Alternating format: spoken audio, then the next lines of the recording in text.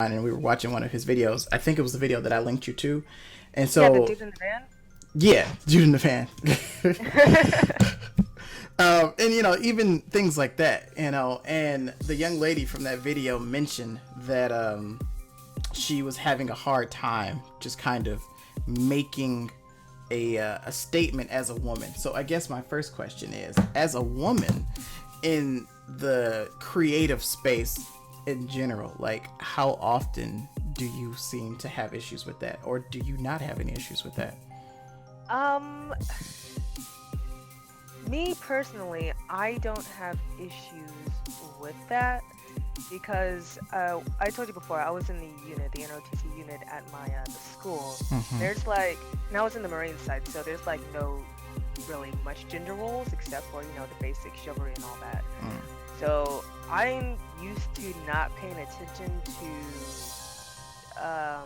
you know being separated by sex and all that.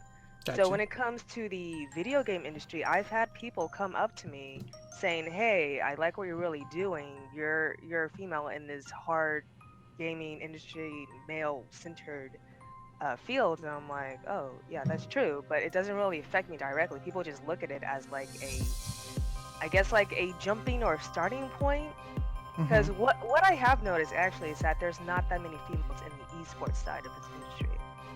So I know a lot of people are trying to get together and break through that bubble, but for me personally, it hasn't really affected me. It just gave me kind of like more of a boost, I guess. Okay, okay. Speaking of esports, I realized, or not realized, but you tweeted out not too long ago that you hit platinum in Yeah. Overwatch.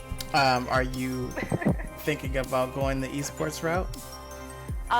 It's definitely been something in my mind since around the round started season last year, around November. Mm-hmm. I wasn't really serious about competitive Overwatch, but I I was going through my cosmetics for all my heroes. Thing I'm missing for Tracer is the golden pistols. And I'm like, you know what? I'm gonna try really, really hard this season and get my competitive points and get those pistols. That was my motivation to do competitive. And Mm-hmm. as I went along, I started like learning more about the game, stuff I didn't really take in consideration when I wasn't in competitive.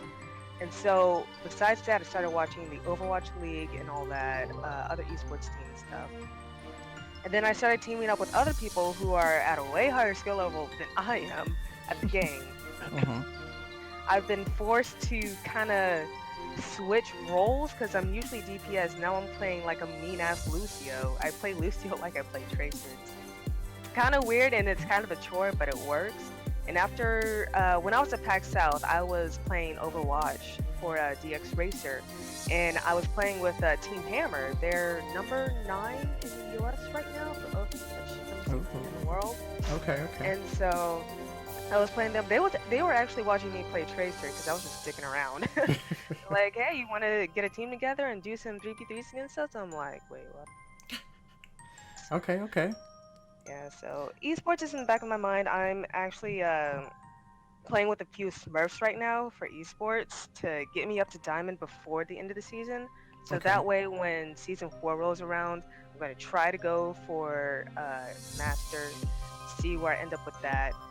But I don't know if I want to make esports my main thing. I still want to be in the esports field, but I'm Mm-hmm. not sure as a player. Maybe like a coach or a manager or something. I think that'd be cool.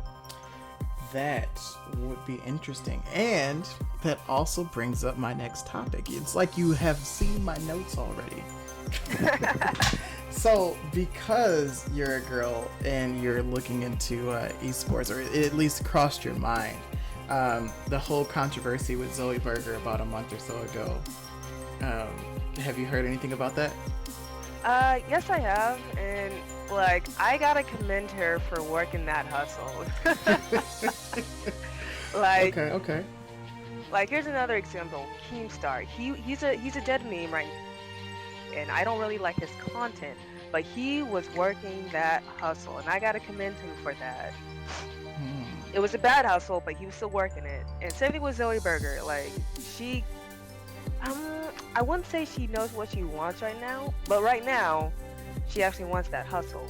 Okay, well, for Yeah. those of us who don't know who Keemstar is or what happened with Keemstar, do you want to enlighten us really quickly?